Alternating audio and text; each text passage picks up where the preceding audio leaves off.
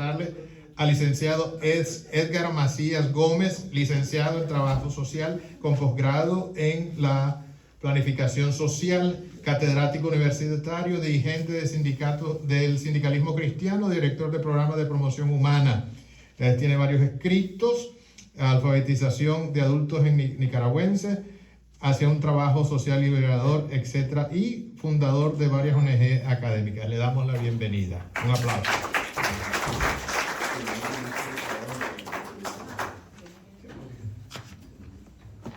Bueno, vamos a tratar de ser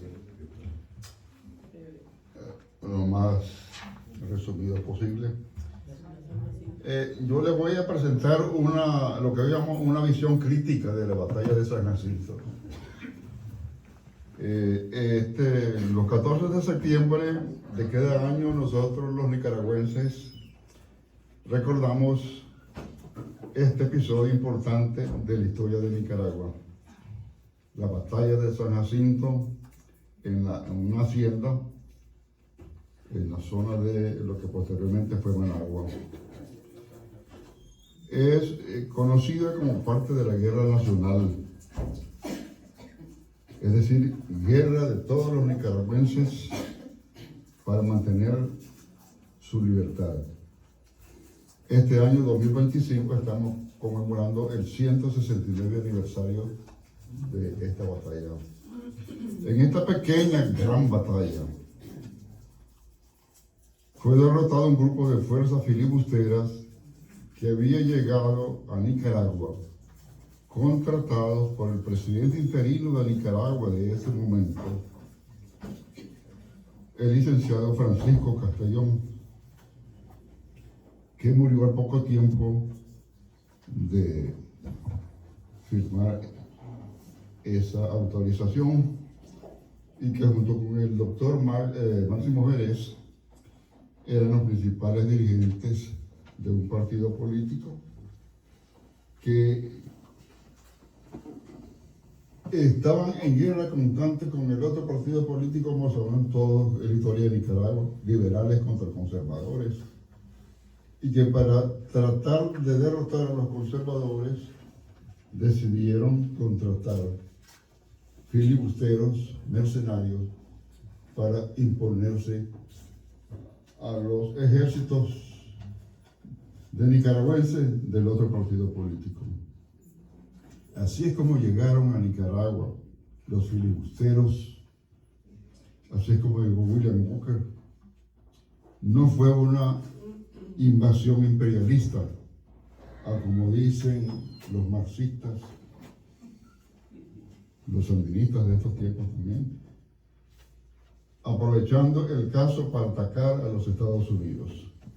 Ni el gobierno previo al de Lincoln, ni el gobierno de Lincoln tuvieron nada que ver con la llegada de los filibusteros a Nicaragua.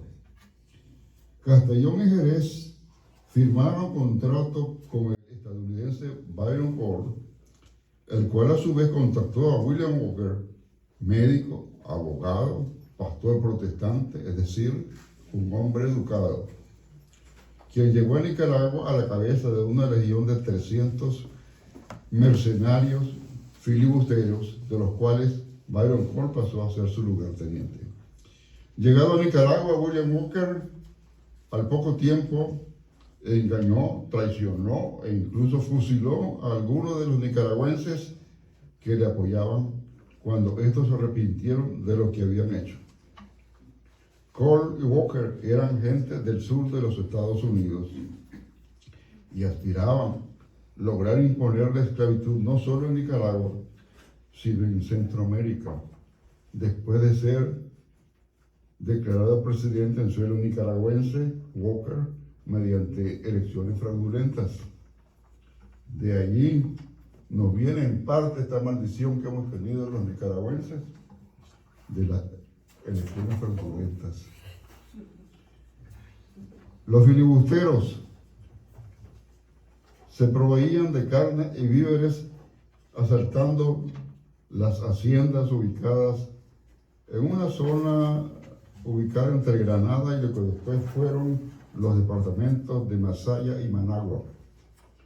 Y en ocasión de uno de sus asaltos, el dueño de una de estas fincas que había sido víctima pidió ayuda al recién nombrado presidente Tomás Martínez, luego de que se firmase el acuerdo presidencial entre conservadores y liberales, produciendo primero el llamado gobierno Chachagua. Es decir, cuando Jerez se da cuenta de la atrocidad que habían hecho, decide llamar a un diálogo a Tomás Martínez, que era el jefe de los conservadores, y acuerdan formar un gobierno juntos, ellos dos, y ese es el gobierno Chachagua en Nicaragua, ¿verdad? Que más o menos duró un año, al cabo de los cuales deciden los dos, se va a convocar a elecciones, de las cuales fue candidato solamente Tomás Martínez. Así que cuando llegan los filibusteros, cuando Walker se adueña de Nicaragua y se declara presidente de Nicaragua, el presidente que existe en estos momentos es Martínez, jefe de un ejército conservador que pasa a ser también el jefe de los Ejércitos Unidos Liberales y Conservadores. Cosa muy interesante, ¿verdad? Una unión de liberales y conservadores superando el odio y las situaciones y rivalidades que tenían de años. A mí me parece personalmente que ese es un acto extraordinario en la historia de Nicaragua. Se da, pues, el jefe de las fuerzas del gobierno de Nicaragua, cuando le llegan noticias de que los filibusteros buscando víveres y ganado van a asaltar la hacienda San Jacinto, deciden enviar a esa hacienda un pequeño ejército para defenderla, al mando del general, del que luego fue general José Dolores Estrada, en ese tiempo coronel.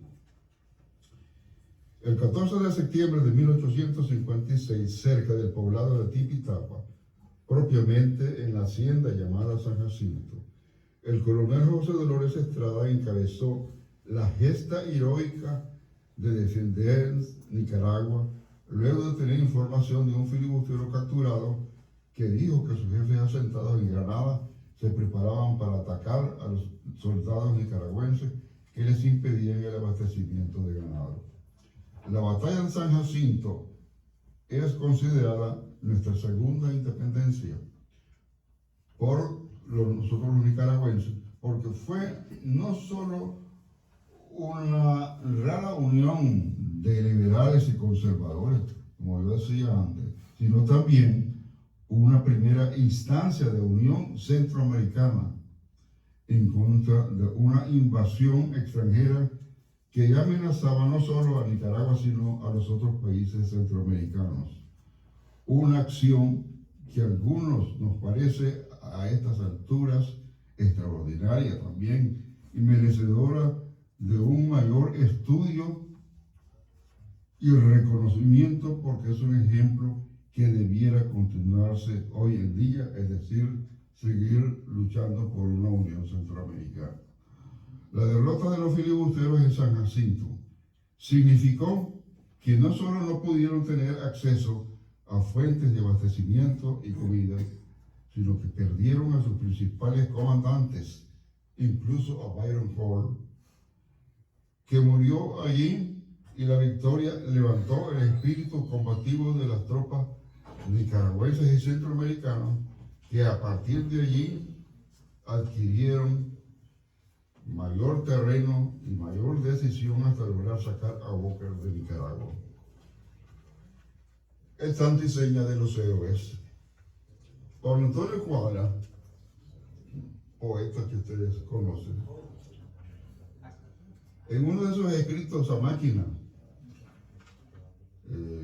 que forma parte de su libro El Nicaragüense, dice que la noche del 13 de septiembre de 1856, avisados del inminente ataque filibustero, los oficiales patriotas se reunieron con el coronel José Dolores Estrada en una de las habitaciones de la hacienda San Jacinto para preparar la defensa de la hacienda.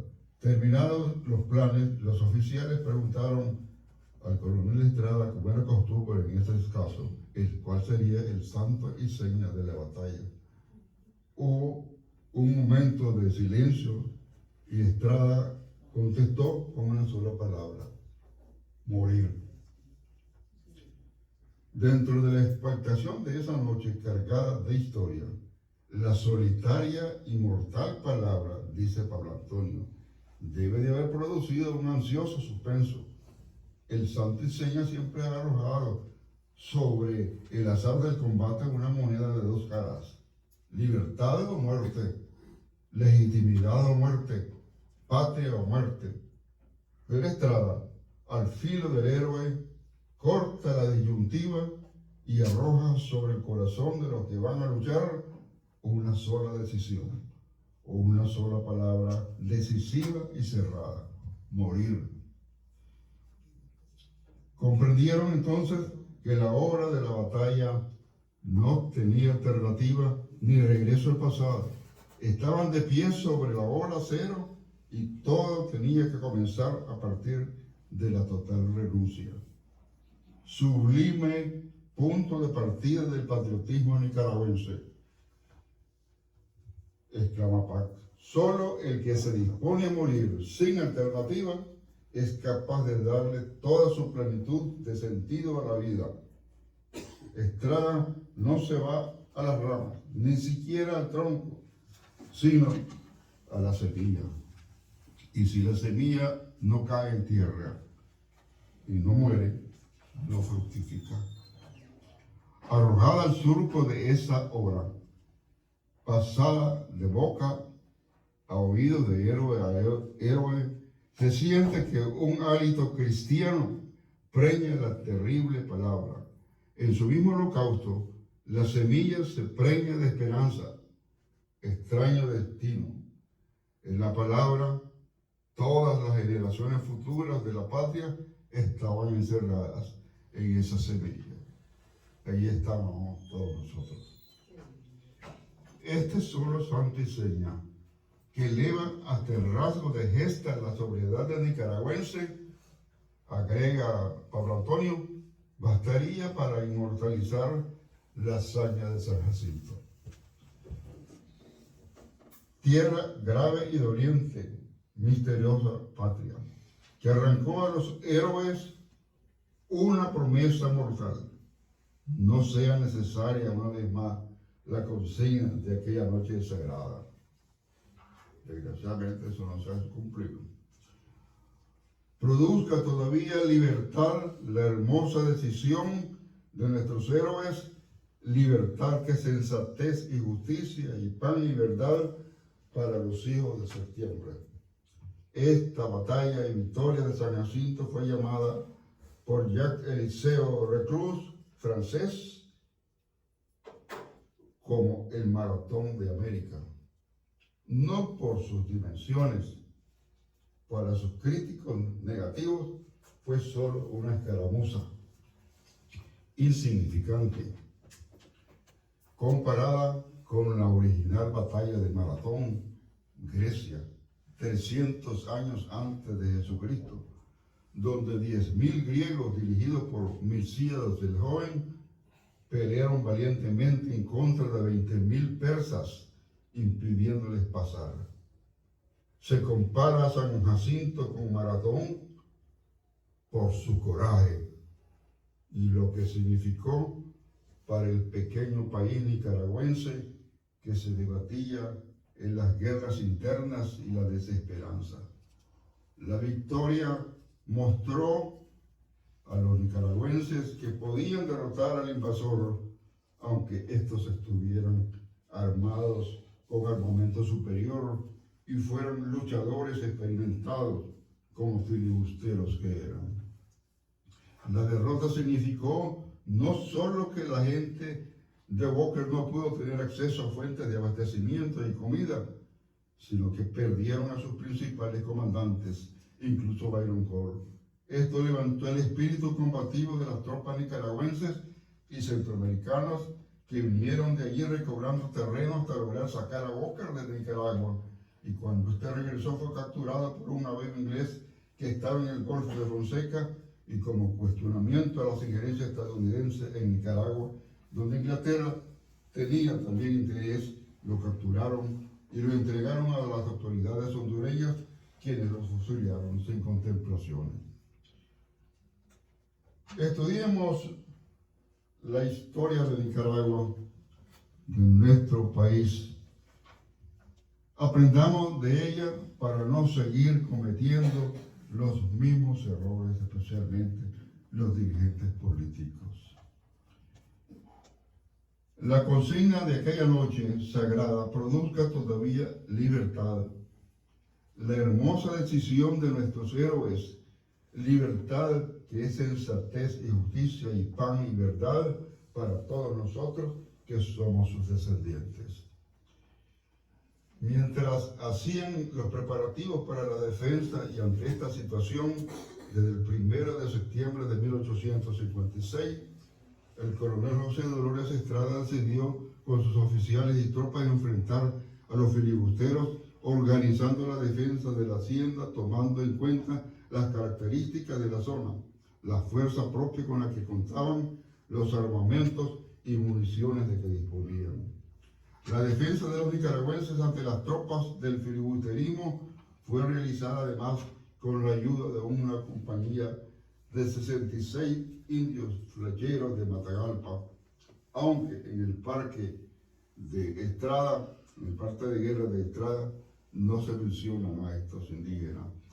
Además, 160 hombres organizados en 3 compañías, con las cuales el entonces coronel Estrada planificó con sus oficiales la organización de 2 cercos defensivos, uno interno alrededor de la casa, otro en el exterior, en la línea de los corrales de piedra y madera de la hacienda. Esta batalla se realizó con una desventaja notoria de las fuerzas patrióticas nicaragüenses. Los invasores tenían superioridad militar y de capacidad de fuego, mejores armas, pero fueron derrotados usando los nicas hasta piedras, tal y como lo hicieron el soldado Andrés Castro y otros defensores. Castro derribó a uno de los esclavistas cuando su rifle de chispa no le funcionó, y entonces, rápido en reflejos, acudió a usar las piedras del terreno. La lucha siguió incluso cuerpo a cuerpo.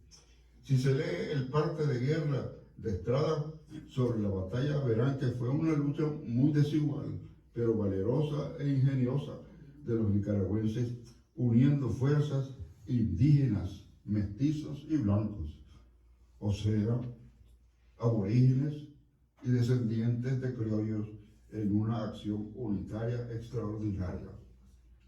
Se hizo uso además de una cantidad de caballos que pastaban en el área y que se espantaron con el ruido de la batalla, y al ser asusados por los combatientes nicaragüenses, se les lanzó a los filibusteros, que creyendo que les llegaban refuerzos a los nicaragüenses, se espantaron y varios de ellos murieron atropellados.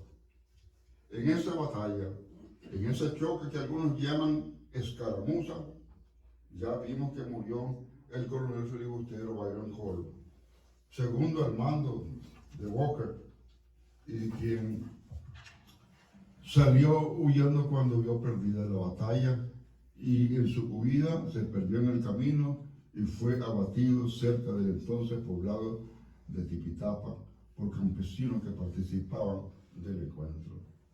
Como Cole era el jefe de las tropas del filibusterismo en ese ataque, su muerte constituyó una fuerte pérdida para los invasores. Este resultado de la batalla en la hacienda San Jacinto sirvió para estimular la lucha de los centroamericanos, que se unieron aún más para expulsar y detener a Walker en sus planes de expansionismo filibustero y esclavitud en Centroamérica.